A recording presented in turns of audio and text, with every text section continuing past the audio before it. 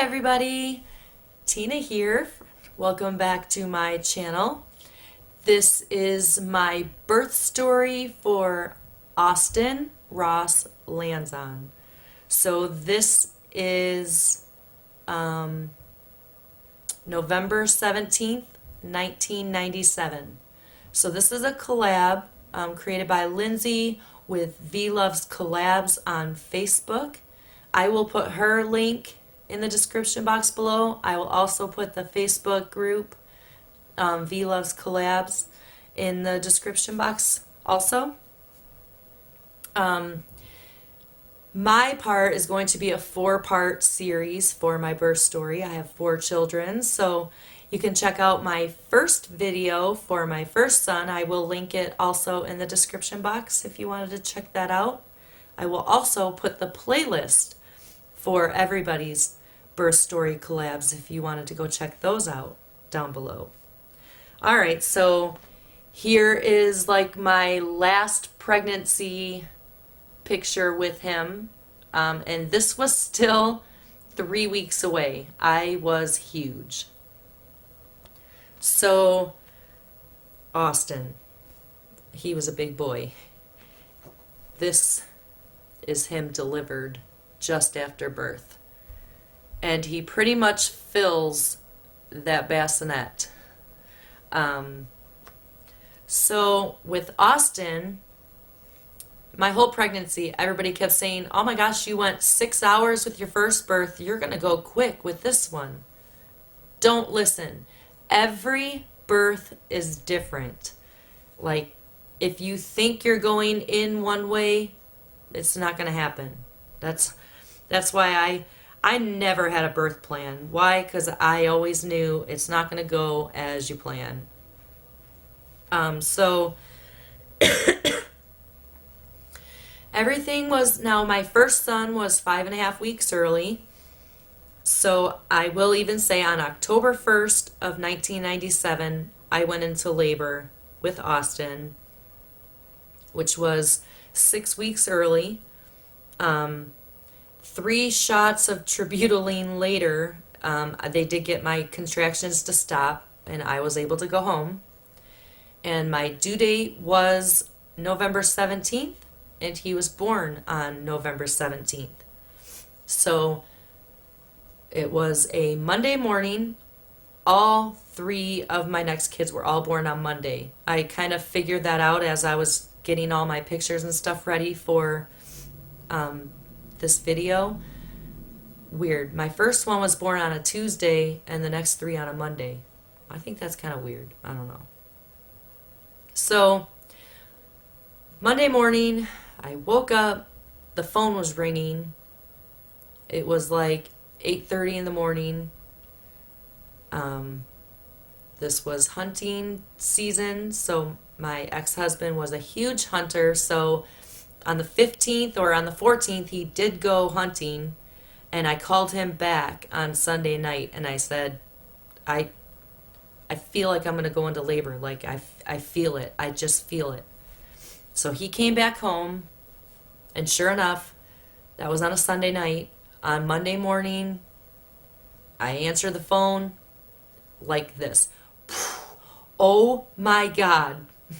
And his friend Todd was on the other line, and he was like, what? I said, my water just broke. He goes, why don't you tell Eric to call me back when you guys get yourself situated? So I did have, obviously you've seen in this picture, that was my first son, Amante. So my first pregnancy, I drove myself to the emergency room or to labor and delivery. This one, I drove myself to labor and delivery. Well, he stayed back and got Amante settled and ready and with who he was going to be with, which he ended up coming to the hospital, and he was there with us.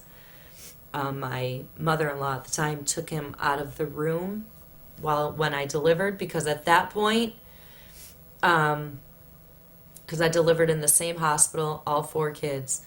At this point, you labored and delivered in the same room, so I stayed in the same room. And I got to the hospital, and My water was broke, so I mean it just kept leaking. So I get into the room, I'm dilating fast. And I wasn't having hardly any pain. I didn't have any pain medication until evening. That's right. I said evening. So everything was progressing quick. By noon, I was like almost a 9. I was just walking the halls of the hospital, having a good time, not really in any pain, just progressing along. And then all of a sudden, halt. To a stop, nothing. I was in the most unbelievable pain. They kept coming in and checking me. I went from like 9.5. I reached a 9.5, and then I went down to 9 and down to 8. Why? You're not supposed to do that. So at some point in the afternoon, he turned. He was face down, perfect position, and he turned up. And that is how he came out. That's how I delivered him. I delivered him face up, which they call it sunny side up. At least they did back then. I had a pretty rough a rough labor. I ended up having to get oxygen because his heart rate kept going down. Here's before we had become a family of 4. And my sisters and Amate and my ex. So he was born at 7:44, almost 12 hours after my time, right? So about 6 o'clock in the night, there was a shift change. So now I have new doctors. Now, I will say I delivered at a teaching hospital. So, the doctors that were on call, because my doctor hadn't gotten there yet, the doctors that were on call all had doctors with them that were teaching. And since my baby was sunny side up, they wanted the interns to. And once you have a baby and you're laying there with your legs up, exposed to everyone, it doesn't matter who comes in, who feels, who sees, nothing. It doesn't matter. They had tried to break my water, and it wouldn't break. I ended up sneezing or something, and it broke.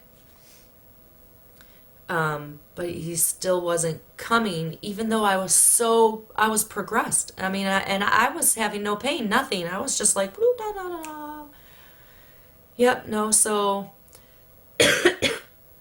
about 7 o'clock, I am in the world's worst pain. They've given me a few shots now of Talwin, and I'm miserable. It's in my back. The back labor was excruciating. I still remember my sister had brought one of those rollers and was rolling my back, and just everybody was trying to massage my back. It was sometimes I could handle it being touched, sometimes I couldn't. And I was mean, and I was yelling, and there was a Red Wings game on, so we were interrupting my ex-husband. So it was just crazy. No one expected me to be in labor for this long at all. So I finally get Dr. Ferris, my lifesaver. He came in and says, "I hear you're having some trouble.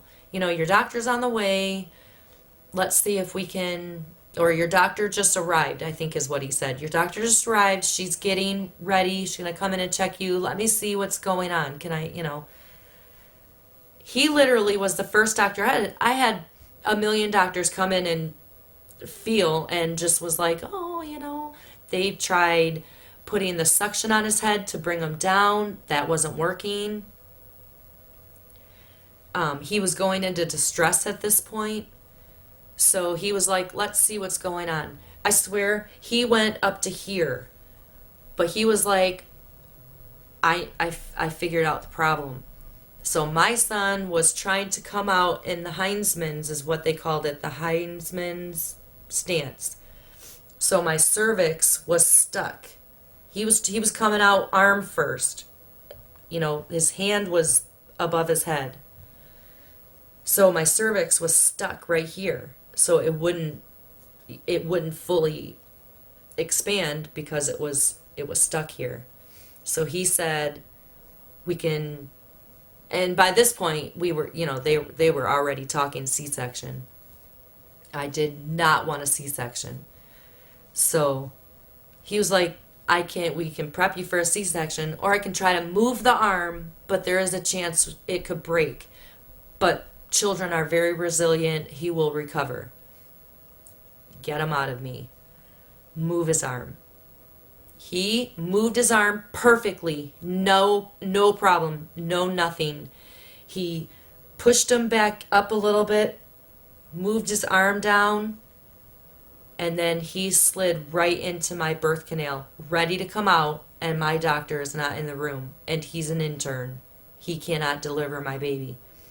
So he's sitting there holding my baby in and wouldn't let me. I'm telling him, move, I'll deliver him. You know, like I'm pushing and they're yelling at me to not push, but it's my natural. It's when you get an urge to push, you have to push.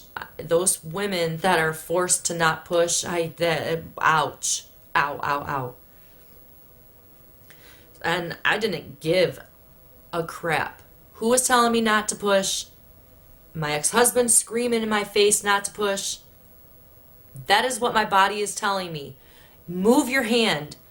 I'm delivering this baby. I mean, and just my doctor came in. My mother had went running for the doctor. Like, she's ready. She needs to push. Let's go. So pretty much just a few pushes and he was out. Almost 9 pounds. 8 pounds, 13 ounces. Like I said, this kid took up the entire bassinet. I hope you can see these. If you can't, I will insert them. I really was trying to do this in one take so that I didn't have to edit. Since I have 4 videos to make. But he was a big baby, but he was so cuddly. Here's his newborn picture. So, I mean, once he was here, he was attached. He was attached. He breastfed, I think it was like 13 months, and I was just done after that. I was like, He was attached to me nonstop, had to be rocked to sleep, had to be in my arms at all times. I loved him. So, there's my birth story for Austin Ross. November 17th, 1997. So it seems so long ago. I'm so glad I'm putting these videos out because which I did. If you watched my first video, I have a journal for all 4 of my kids. Now, with my first 2, they're in the same journal. But I mean, I wrote a pregnancy journal for each one of my kids just so that I would have this. But now I get to keep this and they can watch this. I'm so excited that I'm doing this. All right. Well, if you like my video, give me a thumbs up. Watch out my previous video, and then I'm going to have 2 more done after this. So you guys have a wonderful day, and I will see you on my next video. Bye.